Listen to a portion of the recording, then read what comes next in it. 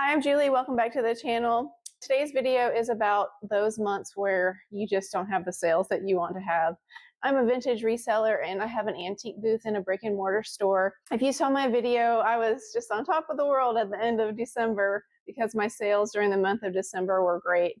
And I also said that I knew to be realistic and to expect that January was going to be a slow month. During this first 2 weeks of January, we did have 2 days where the store was closed due to snow. So those 2 days are just a wash. And then we also just have that wind down after the holidays where people are not really renting cabins. My antique store is located in a tourist town, so we rely heavily on the tourism industry for our business. So those first couple of weeks after the holidays are really slow up there for us. People are just staying home and getting started with their new year. They're not going on vacation and renting cabins. For the first 2 weeks of January, my sales were $186.50. And when you subtract the 10% commission that I paid to the store, my total for my check was $167.85.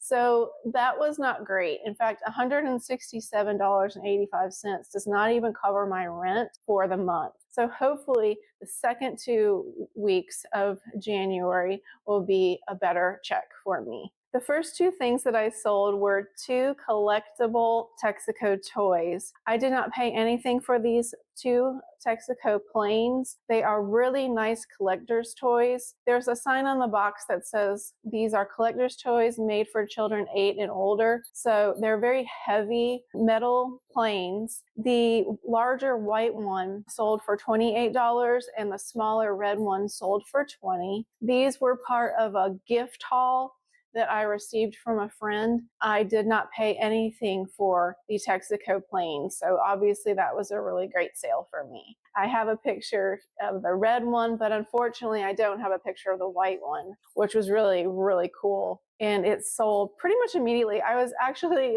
stocking my booth while the store was open, and a gentleman came up to me and asked how much for the white plane because he wanted to buy it for his friend. This was after the holidays, so people are still buying gifts for friends. And he literally bought it before I even put it on the shelves. So I love these planes, and I was super excited to get them as a gift. I sold another Beanie Baby for $10, and I either paid $1 or $1.28 for them, depending on where I got them, because I get Beanie Babies from all kinds of different locations.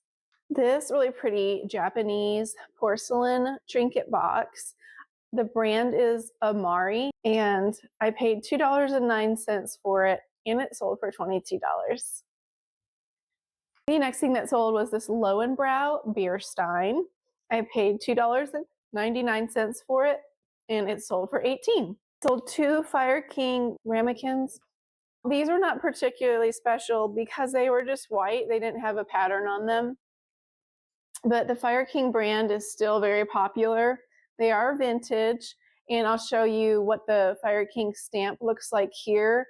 I'm showing you a picture of this Fire King stamp on a piece of their jadeite, which if you ever find any of that, get it, because it is very valuable, and people love Fire King jadeite. The reason I'm showing it to you on green is so that you can actually see what the stamp looks like. It doesn't show up well on their white milk glass pieces. So I bought these at different times. I sold 2 of them. The sale totaled $8 for the 2. I paid 40 cents for one of them and $2.09 for the other. So I got them from different places, clearly. That's all that I really have a photo of to be able to show you, and it wasn't that much. Again, that did include 2 days where there was snow. So I have to remember that. We keep a notebook so that we can see every single thing that sold for everybody. We basically write down everything that the store sold for every single day. And when I looked back at the notebook, I could see that there were a lot of very, very slow days. So I was trying not to feel too discouraged. And when I saw that the notebook was looking pretty pitiful, it wasn't just me. Everybody had a pretty pitiful first 2 weeks of January, but I'm just going to keep going. If you have months where you struggle, let me know in the comments what your best month and your worst month typically are. I will say my best months are October and December, And our worst months are probably January, February, and March. So let me know what your experience is if you have an antique booth or if you sell online. I know that there are slow times and good times during the year for people who sell online as well.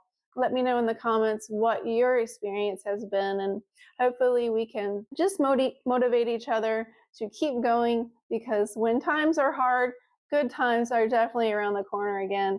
And as long as you have good quality products in your booth or on your online store and you love those items, you will find your customers who also love your particular style, your booth, in your online store. So thanks for watching, and I look forward to seeing you again in the next video.